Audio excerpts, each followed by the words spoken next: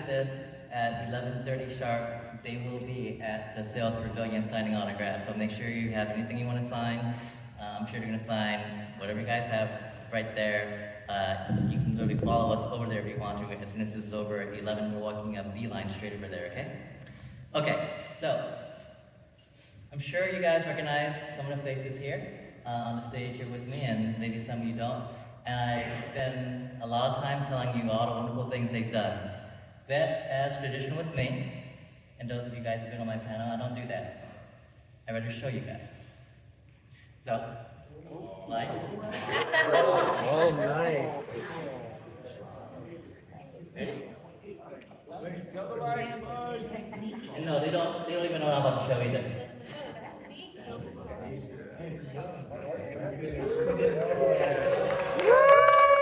I bet you sold the painting and then torched the fake to collect the insurance. Okay, Connie, that is ridiculous. I'm calling my lawyers. Oh, Mr. Maxwell, my insurance company didn't give you a payout, so who the hell were you talking to? You know what that is? What? Melted plastic and microwave bubblegum. No way. Really? Really? What in the world? Do you want me to pause it? I'm sure it's just a wrong number. Hello, hello, hello. What's up, guys? Oh, crap. What's up, man? How you doing? Luke Cage. Mike Coulter, yeah. Same guy, right? What's up? Sweet Christmas. Like, what are you doing here? Man, I was in the neighborhood. I just did Kevin's show on San Diego Comic-Con. He said stop by, and, you know, we're filming in New York, so I figured why not? Why not come by? And you're filming? Luke Cage Season 2. Oh. Yeah. Holy shit. Is that right? Matt Cain back in 2012. So, who's first? I've done a few climbs at Kilauea. I can tie us off at the top. We can't do that. One of the men who killed my mother was a cop. 离开这里！发生什么事了？他死了，他们杀了他。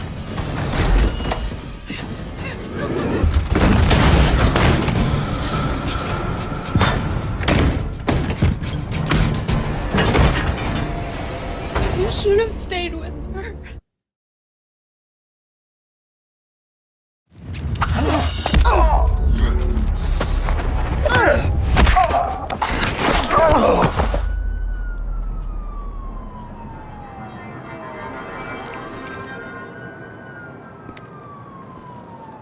долбаная сучка.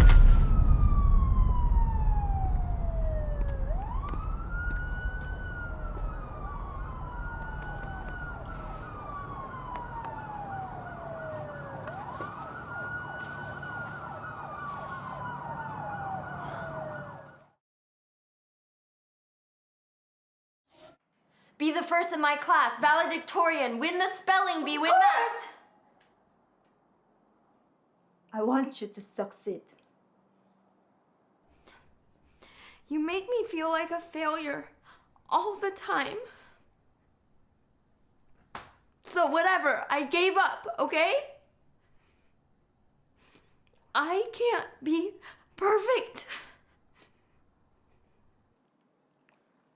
I know.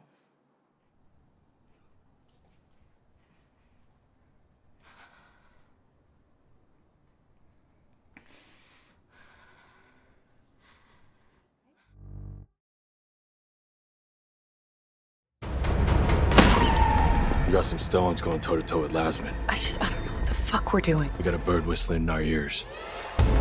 Singing a song that's gonna hand us Smokey. On the murders? Dope. Enough to bury him. Let's roll. You in?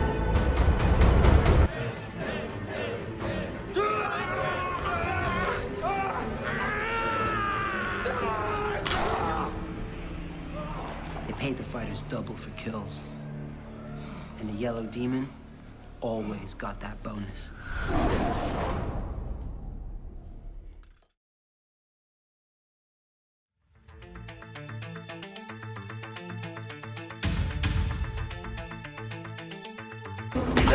Where's the hawk?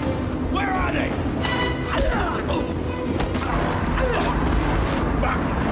Son of a bitch, hey, Riggs! Come on, Riggs, get him!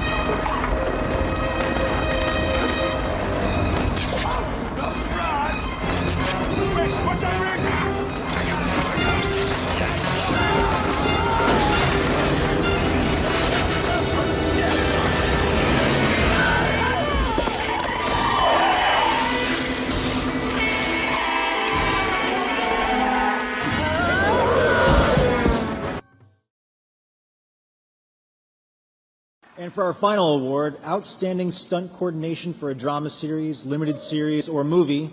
The Emmy goes to Marvel's Luke Cage! Gina Su!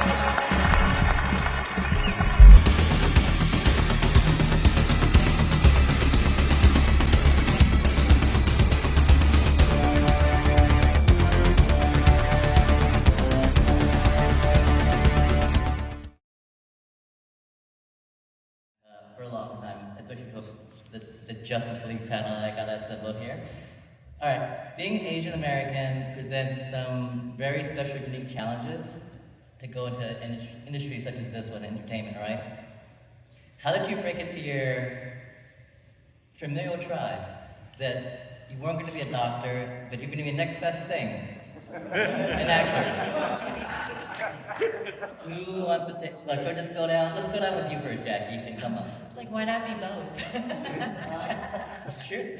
All right, who wants to take it first? Yeah, let's start here. Okay. You start then.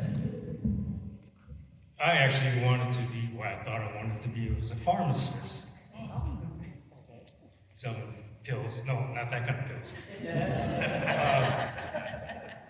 But then I thought, you know, I want to do movies. After seeing Bruce Lee, Jackie Chan, and all this, God, I want to play and do that.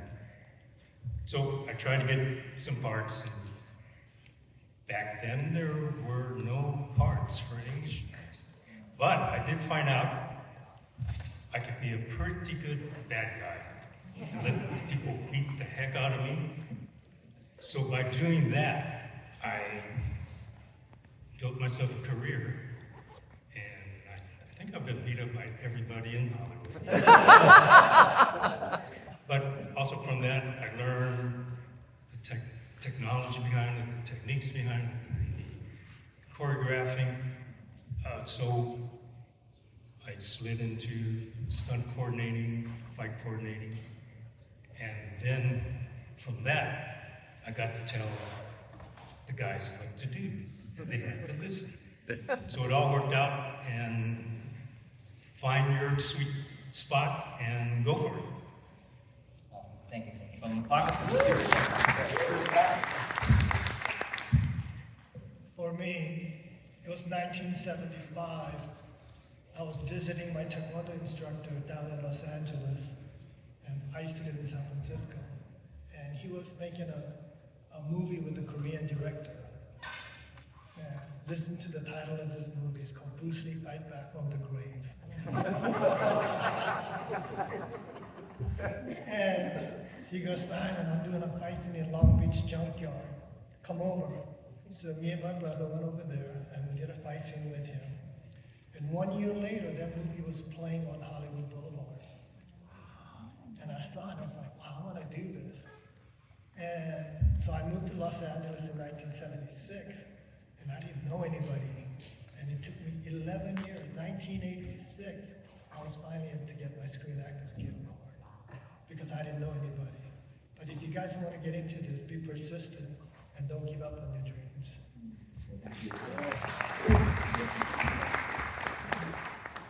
Good morning. Francis, the original question was how we got into. Because either how you got in, how did you bring it to your family, or what was some of the biggest obstacles you had to get through? Right. So I think ever since I was 4 years old, when the first time I saw Bruce Lee, similar to like a lot of us up here, we were very inspired by what he was doing, what he did back in the 60s and 70s. However, I grew up in a very athletic family, so I actually pursued the traditional sports and played football in college, and never really had the time to pursue the arts. I'm fourth generation Asian American, so my parents actually kind of stressed athletics over academics in a very odd way for my generation. I was not allowed actually to do the arts, and it was always about sports. And that discipline really carried me, obviously, through my college years, and I'm super grateful for them. But this Hollywood bug is what I call it. I kept running into it.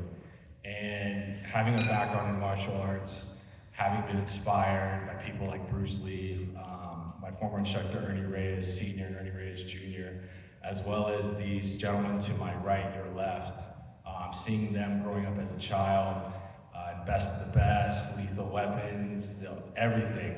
I was always drawn to our representation on camera and the lack of. So, long story short, I actually entered the business through the stunt department. My cousin and my uncles were all coordinators at the time and still are. And that's how I was able to meet Mr. Simon Rhee right here back in, I think, 07.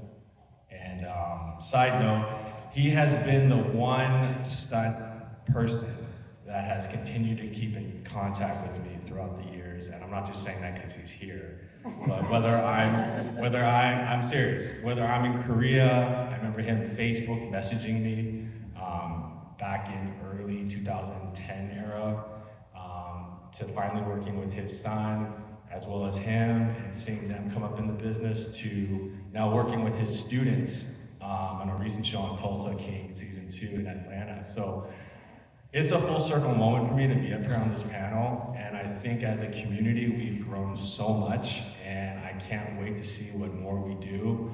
I really try to focus on the silver lining. A lot of us, mention, the lack of representation, but I like to celebrate the opposite. I like to celebrate this panel and the fact that Francis can play all these clips and have all of us on camera and to show you guys and to be here in front of you. So, great. Wow. That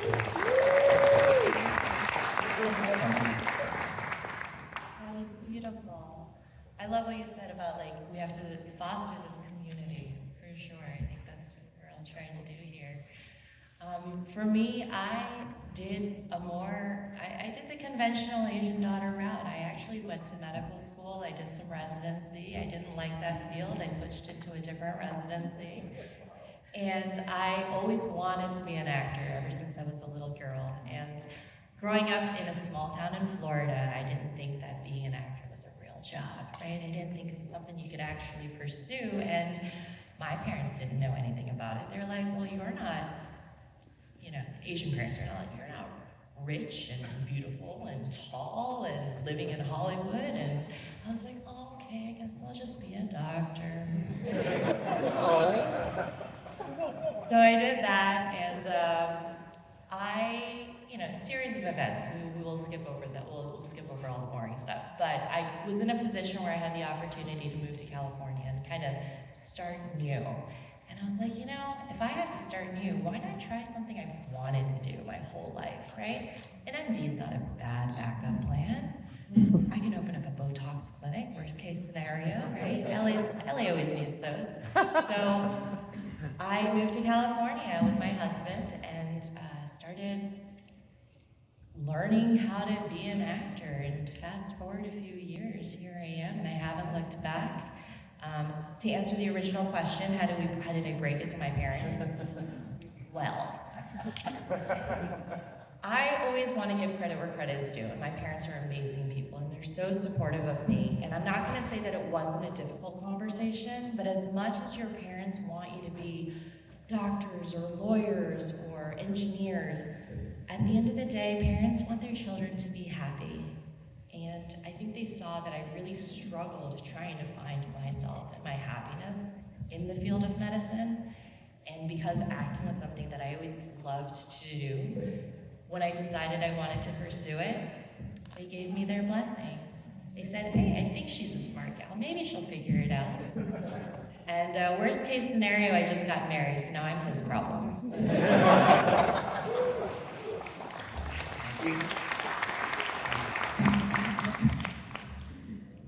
Just want to start off by saying thank you all for coming to our panel. It is such an honor and privilege to be amongst such talented people. And thank you, Francis, to you and your team for organizing this. Thank you to Jackie Dallas for connecting me to Francis. So in lieu of what everyone was saying, it's so beautiful to have this sense of community and having such a meaningful conversation on representation, which is so important to me. And I'm so grateful to God I had such an amazing mother that taught me to be purpose-driven, which is why I continue to do what I do and being an artist and also a producer and filmmaker. And at a young age, I fell in love with movies. It became a sense of escapism, connection, and for me, I had a challenging upbringing. So watching movies gave me a sense of hope. And when I was a little girl, I remember I fell in love with this movie. It's called A Little Princess by Alfonso Cuarón. And this little girl went through so much. And seeing what she went through, I felt that sense of connection. And I thought, one day, I want to be able to do that for someone else. So that's why I continue to be an artist. And I feel so grateful to be able to do that and have the support of my mom. Granted, in the beginning, when I first told her I wanted to be an actress, she was stunned, like most Asian parents. And she wanted me to become a doctor, or a lawyer, or a nurse. And I told her why I wanted to do it, and that's when she understood. And also my persistence in wanting to do that. So I started off doing pageants, and that brought me into entertainment. So shout out to my pageant girls here in the front row, yes. And I was discovered at a pageant by an agent, and they said, you know, your daughter should get into acting. And so I ended up procuring an agent in the Bay Area, and that's also how I met Jackie here. And from there, I started to do different castings, and that helped me pave my way through college. So my mom was satisfied. At least she thought, okay, she's still going to college. So I found my little loophole with my mom by majoring in business. And so that helped in lieu of what I'm doing today in producing. So in a sense, to me, I just feel so honored in being able to create and be part of the conversation here today. And interestingly enough, the project I'm currently working on, when I was doing different commercials and work, my friend, I found out later on, as I'm doing research about my grandmother, who's a famous actress in the Philippines, and the first golden age of Philippine cinema. Her name was Nelly Bailon. I found out my good friend who booked me for a lot of their commercials, his aunt is Susan Rosie's, and they're part of the same studio called Stampede Pictures. So today, it's driven me more in creating stories that elevate and amplify Asian voices, and I'm so honored to be a part of this and to share their story.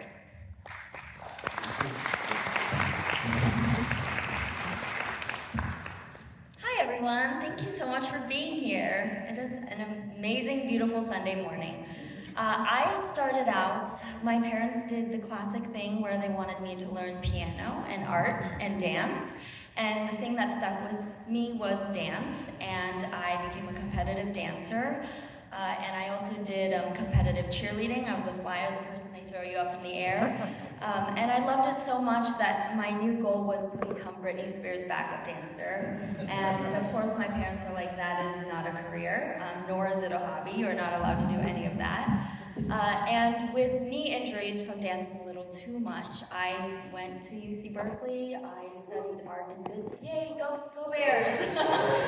Studied art and business. I still minored in dance, and I just felt like it became very obvious to me that I was an artist. I thought being an artist was something you do as a hobby or something you help yourself express when you need to, but it got to a point where I felt like if you're not expressing, then you're dying, and I am an artist full time. And so with my knee injuries, I started exploring other forms of art, which was acting, and I was also discovered in the pageant world. Mr. Francis here found me at a cafe while I was doing my job in PR. I was doing a desk job, and I joined Miss Asian Global, and I ended up winning. And I think in that moment, my parents were in the audience, were like, she loves performing, being on stage, expressing herself.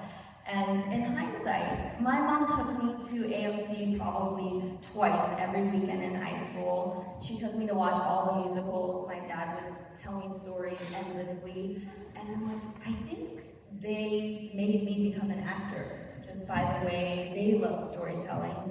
So they had no choice, and here I am. So thank you. Good morning, everybody. It's so funny that you bring up pharmacy, because for years that's what my parents wanted me to be. My grandparents were Asian pharmacists, so they thought that would be a really good path for me. For me, I didn't really have to break it to my parents. I never set out to be an entertainer. Whenever my parents asked me what I wanted to do in life,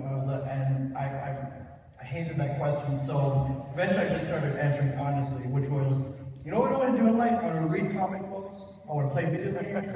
I want to watch movies.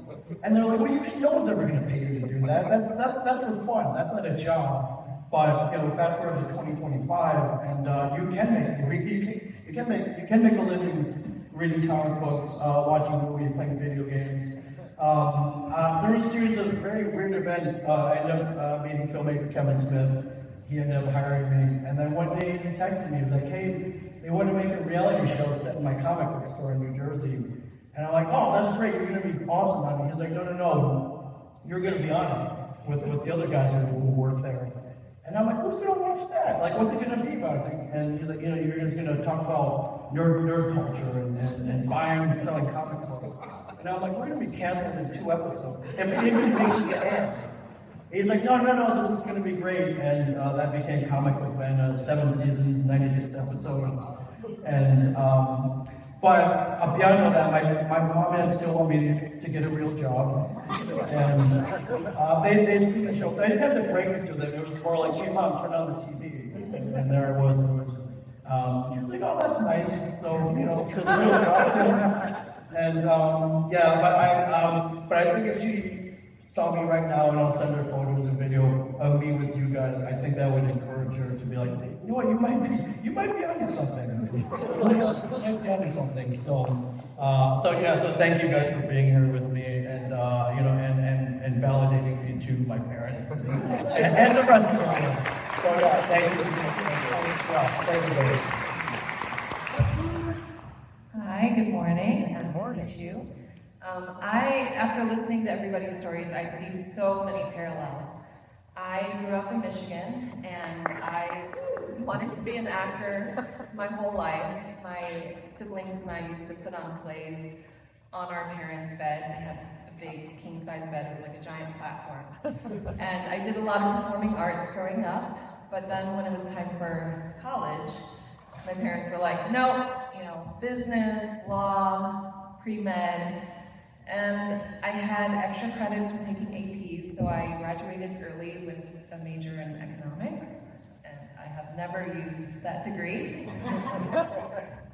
But after college, my restaurant that I was working at actually closed down, so I had some unemployment, and at that time, the film industry they had created a credit to film in Michigan, so I was trolling Craigslist for opportunities, and I was able to sign on to Whip It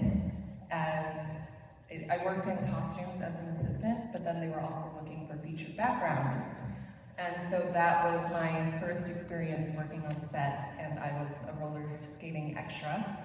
That was really fun, and I loved it so much, and I was like, I still want to be an actor, this is what I'm going to do, and then I just looked for any job I could do.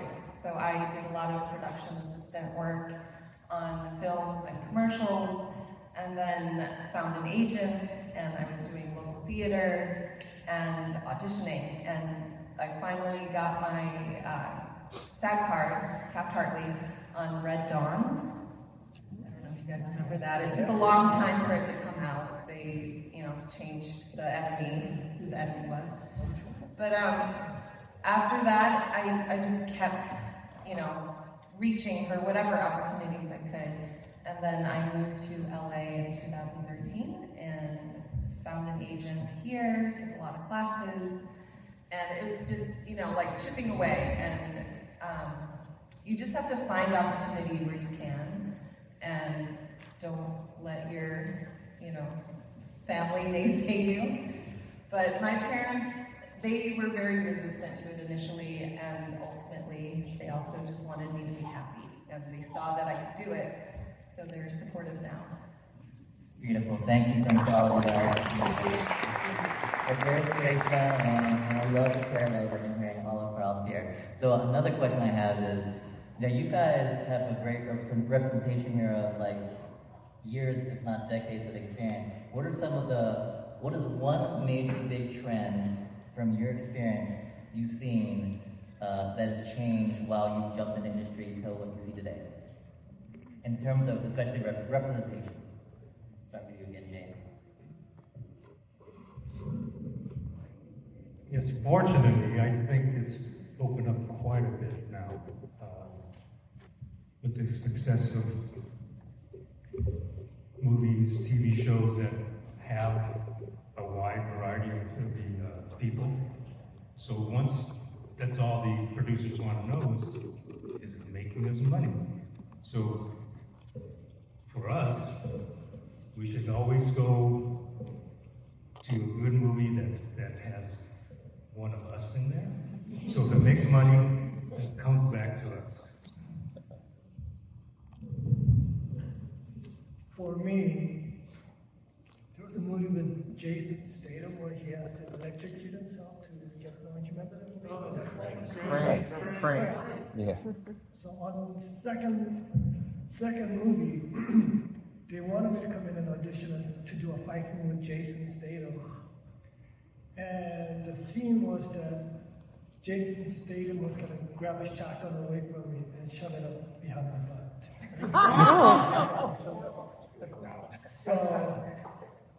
So I walked into the auditioning room because I think the brothers were, one of the director, one of them was a writer or something. I walked in and I said, hey, you guys, you want me to do this? Go find somebody else, because this is, I have kids. If my son saw me doing this, I would not be able to face my son, and my son would be ridiculed at school. So this is something I won't do. So as an Asian actor, you can't just accept everything. And so I did not accept that one. And there was one more time when they wanted me to play a Korean liquor store owner. And these people come in and they're robbing. And they're using all this bad language, you effing chink and effing that. So since you do hear those kind of things, I was willing to play that part. And then at the last minute, director goes, you're great, you got the part, but there's one more thing I want you to do, because you're so scared, I want you to pee your pants. I said, sorry, I'm not gonna do this part. And I walked out. So, money is important, but I think, don't just think about yourself, think about the younger generations. So I think that's really important as an Asian actors. Thank you. Yes.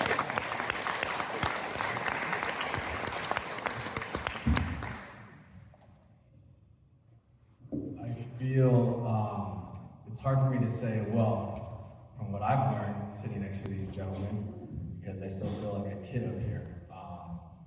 But the years that I have been in the industry, which is now 19 officially, the trend that I've seen that has really opened my eyes and really shown how much we've progressed is the issue around language and accent.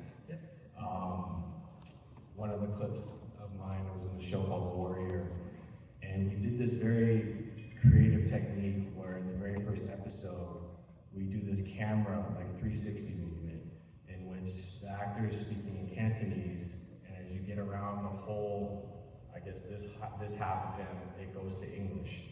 And to be honest, that was probably, and I'm not just saying because I'm in it, but that was probably one of the smoothest language transitions I think I've ever seen in Hollywood.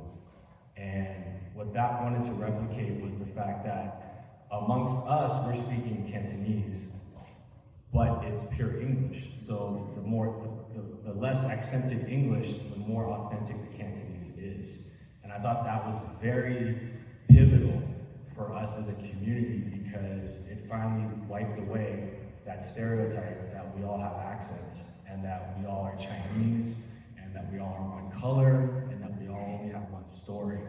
Fast forward to a meeting I had 2 days ago at a studio in which I'm in the writer's room and they're asking me about my character and about my sister's character who's coming over from China.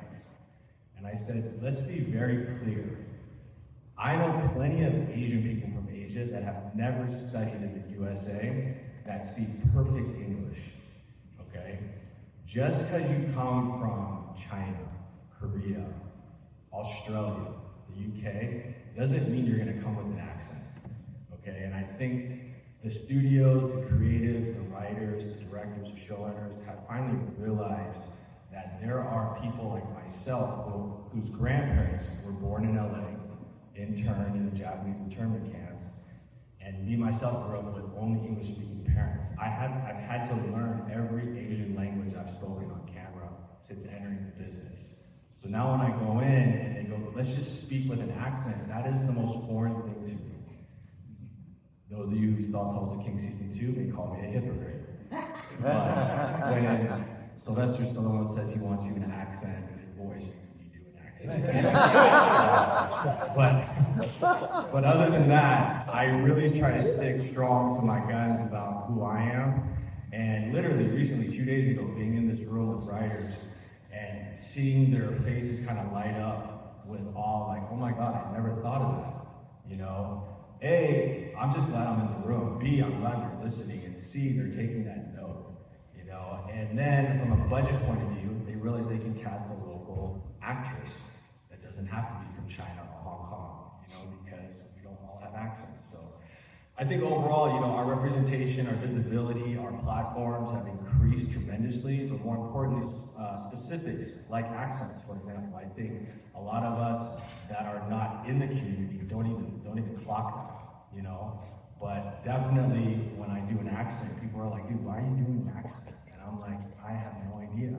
Like, it's what they write, it's what Sly wants, and we just do it sometimes. But overall, that's been the one trend I think I've seen the positive evolution of in Hollywood throughout the last, I'd say, 2 decades. Thank you.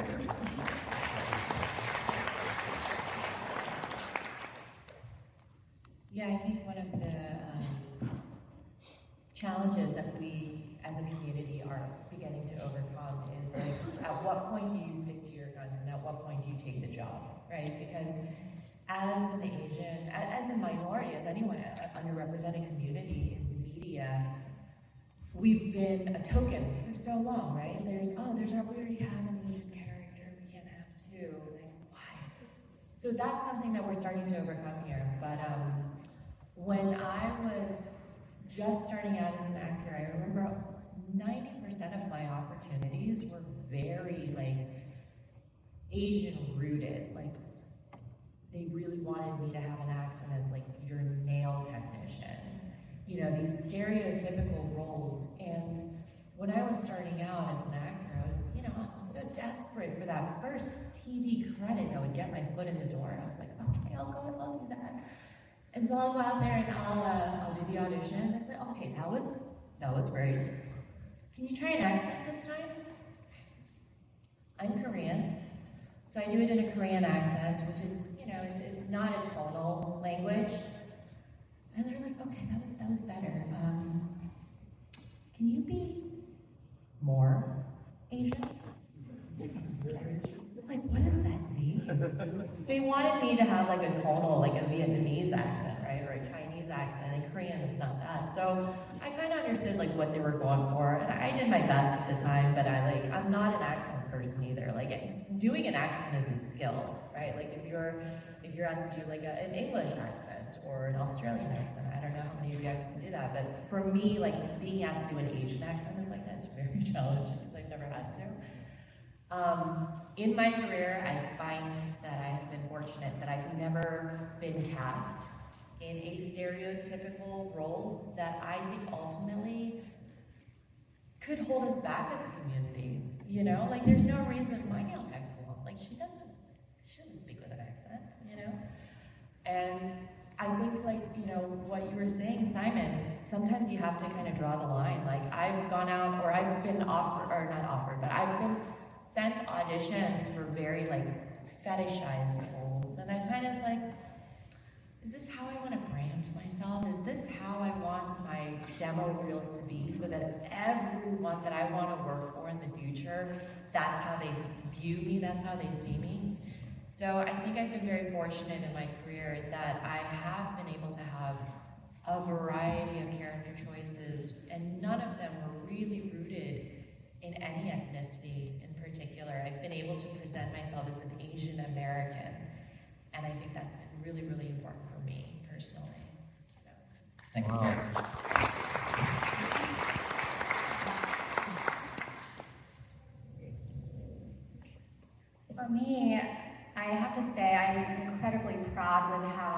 Asians have been represented in the past few decades with Michelle Yeoh winning Best Actress, Parasite winning Best Picture, and I feel like that's created opportunities for more Asian representation, which that made me so proud to see them all win. And I still believe there's still more work to do. And I say this because of my experience where I've been offered roles or auditioned for roles where they wanted to fetishize my character. And ultimately, to what Simon and Jackie were saying, you have to take a stand and also think forward about future generations. And also, I have godsons, so I just want to also be very careful with what they see. And on top of that, I also think more so to be more intentional with the things that I do and being purpose-driven. And I am so grateful for my dear late mom and teaching me that and how those values have been instilled in me. And in that particular project that I had mentioned a moment ago, my character, she was supposed to be in lingerie and without any inhibitions. And that was the majority of her scenes. It was just her in lingerie, hanging out. And also, there was a part where they wanted her to be nude in front of a younger kid. And I thought, there's no way I'm going to do that. And especially given the nature of fetishization towards Asian women, I didn't want to perpetuate that kind of stereotype. And I think that even created a fire inside of me and wanting to create. And I think as I've matured and grown as an artist, as much as I love acting, I've also been so passionate about creating stories, because it really starts with script. Creating scripts and stories that really represent Asians in a way that we can be inspired by. And I am incredibly inspired by the people here on the panel, their stories, and I'm actually fangirling, just seeing everyone here. And frankly, I'm just really honored being able to create a platform and have these conversations because they are very important, and representation is incredibly important today more than ever. Thank you. Francis, to answer your question, I felt the biggest change actually after COVID and after the Stop Asian Hate strikes. Prior to that, I remember getting a commercial audition. As you know, a lot of Asian women are over-sexualized in film and media, and it was selling a massage chair, but she is actually now a person, and you can put together what that commercial would have looked like. That's definitely something that I've turned down. But actually, after Stop Asian Hate, I noticed, as we all did, a lot of all Asian cast films, TV shows, Crazy Rich Asians, Beef, Warrior, the list goes on. And in the past 2 years, I shot 3 features. One was for a Lifetime movie where there was an ensemble of 6 characters, and 2 were Asian. It was me and my brother. Another one was also an ensemble cast, and obviously it's cool to be a part of that. Sometimes you have that one token Asian role. And a film that I just completed was an all Asian cast, and I think the biggest difference is who is making it. Who is the writer writing that story, who envisions Asians in the story. The last film I did also had an Asian female DP, Daphne Wu. She was amazing. When she's in the editing room, she fights for how the Asian storyline gets completed. This last film, Troubadour, which was written and directed by an Asian woman, Jennifer Zhang, she's amazing, casted a group of mostly all Asian cast, and in that cast is also Ryan Bergara from Watcher, and Kevin Kreider from Bling Empire, and myself. So I think it's important that Asians want to become actors and be in front of the camera, but even more so is the crew, the writers, the creators, the directors behind the camera, and that's how more Asian stories come out. So I'm really grateful for the people who make it happen from the start. I think the trend that I like seeing is, not only that there are more Asian characters in TV and movies, but they're strong characters. Growing up, we saw a lot of subservient Asian characters kind of in the background, but now we have, you brought up Michelle Yeoh. The example I love bringing up Ming Chen as my favorite actresses. You see her being a badass in The Mandalorian, Agents of S.H.I.E.L.D. She's conquering universes. Steven Yeun getting Oscar great Glenn Rhee and Walking Dead. And not only that, now we're seeing TV and movies with predominantly Asian cast members. And that's a great trend. And for me personally, it's cool. I go to a lot of film festivals. I meet a lot of filmmakers, and sometimes they'll come up like, "Hey, so I have an upcoming project or short. I have a role that you might be really good for." And they didn't do it because they had to do it. It was already written. It was something that they wanted to do, and it's kind of nice to get that kind of validation. So, and I hope that continues. I mean, I'm seeing it continue right in front of me, so that's pretty amazing. So, thanks, guys. Thank you. To mirror what others have said about the trend, definitely, I started in 2008, and as a very young Asian female actress at that time, there was a lot of nail tags, you know, sexy tying masseuses, and always with an accent for no other reason than to tokenize us. And I have seen such a dramatic shift in the types of auditions now. Like the role that I had on Hawaii Five-0 was amazing because I was Asian American Chinese, but I got to speak Chinese and English with no accent. So I do think, you know, having that personal power to say no and turn things down, especially now with how much our representation has grown, it's much easier to do now than it was back in 2008, when sometimes those were the only opportunities that I could go out for. And then also, being a storyteller, you don't have to just be an actor. You can write and produce. I wrote my own short a few years ago. I lost my sister to suicide in 2019, and I wanted to honor her, so I wrote a short. I think I filmed it in 2021. But I was working on it, and I actually had Daphne Wu as my DP, and Roxy Xu was my director, and so I had like all the Asian American female department heads. And then I was in it, and then the whole cast was Asian, except for the actress that played my character's brother's wife, who was Black. But you can have a lot of power as a storyteller, and you can help create these trends as well. Thank you. Thank you.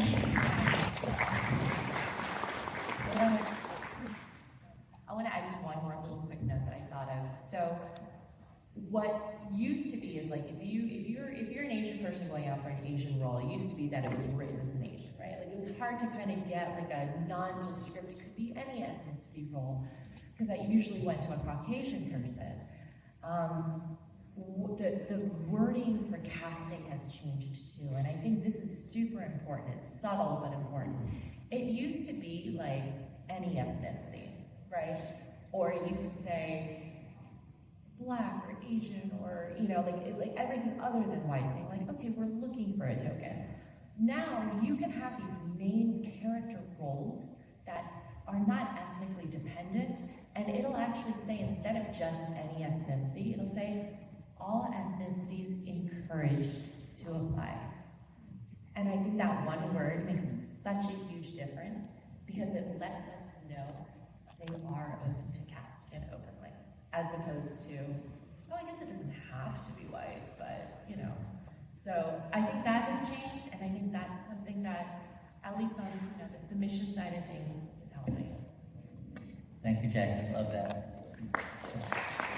So, but not mistake, we have 5 minutes left. Thank you. I'm going to go down the line here. In 30 seconds or less, tell me what your new upcoming project is.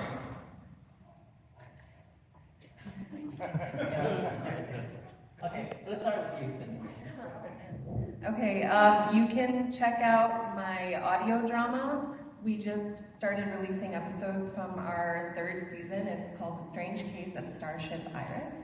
And I play Violet Liu. And I'm on a spaceship. It's very fun.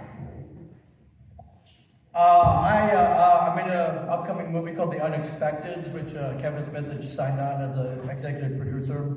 written and directed by a guy named Alejandro Montoya Marin. I'm playing Asian mob boss, which might be the role that I was born to do. We'll see, but that'll be very fun. I also finished writing my first comic book. Finally, I should have done it a long time ago. Wow! I ran into the greatest shit made the other day, and I was like, hey man, I would love it if you did the cover. I might have to sell a couple kidneys to do that. He didn't say no, so I'm manifesting it to you guys right now. So it'd be really cool if that happened. So, and then I go to Comic Cons every weekend, so you'll see me out there in Comic Con land.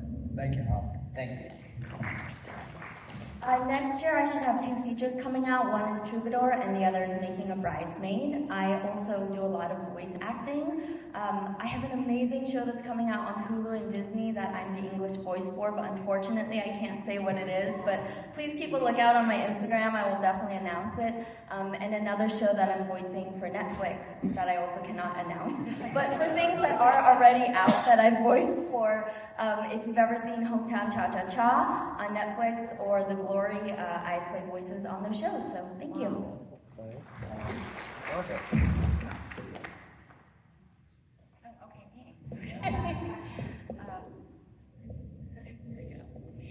Currently, I'm working on researching, writing, and developing a biography about my late grandmother, Nellie Bailon.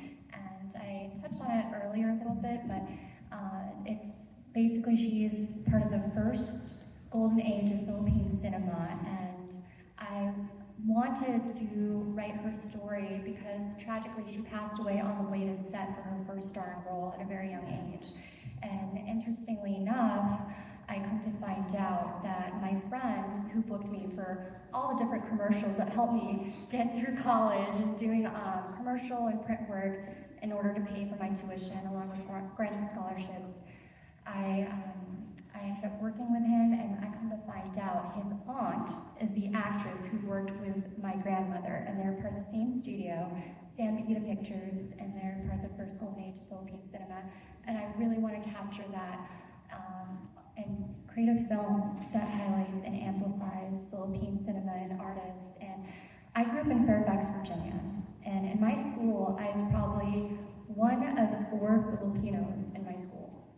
And I could never really identify with anyone growing up. So in a sense, I looked to film as a way to escape and connect. So I'm so excited to share my grandmother's story and have her name told. And also create opportunities for friends and give jobs to people that I love and care about who deserve opportunities, and to amplify Asian voices. So look out for that story of Nellie Bailon. Great, thanks. I have a show that just came out on Netflix on Monday. It's called The Hunting Wives. It is a sexy murder mystery. Everyone's been binging it. It's been trending top 10 on Netflix all week. We're number 2 yesterday. I don't know what it is today, but everyone go watch it because hopefully let's get it to number 1. I will say it's not safe for work. So put the kitties to bed first. Thank you, Jackie. I signed on an NDA, so I'm pass on this one. Joking. So, in between seasons on Amazon Prime's On Call. We just finished season 1. Currently waiting to go into pre-production for season 2. Tulsa King season 2 now streaming on Paramount Plus. Got some cool things coming out. Follow me, Rich Ting World, on all social platforms, and you'll find out. Thank you. Thank you, Rich. We were about to start Best of the Best 5, but then our executive producer had a heart attack and he passed away, so we were not able to start that movie. So we're still trying to make Best of the Best 5. Meanwhile, I'm writing a prequel to Best of the Best. And I have a lot of events coming up. I went to UK in May, and I didn't know how popular Best of the Best was in UK. And there was like 500 people waiting in line, just wanted to take pictures with us. And that's when I realized, wow, I didn't know this movie, I mean, we made that movie over 30 years ago, and it's still so popular. So I was like, wow. I remember it, yeah. You know, I didn't know it was that popular. So making an event with Best of the Best. Check it out on our social media, please. Thanks, Simon. What else, Dan? So I've been working on writing a book, and it's really tough when you're not a writer. I have all this stuff in my head, and I wanted to give that to the public. And it's the stuff I know. It's titled Fights, Camera, Action. Oh, wow. Okay. So it's how to shoot it, how to edit, how to choreograph, how to make it work, how to make it look like you really hurt that dude. And for him to be able to get back up and do it again, take two. So, Every time I call him up, hey James, let's go see a movie. And if it's a movie he doesn't want to go see, oh Simon, I'm writing a fight camera action. You guys can find out more about all their projects. If you guys want to walk with us, we're leaving literally right now from here straight to the Sales Pavilion to do autographs from 11:30 to 12:30. So see you guys over there. Thank you for coming.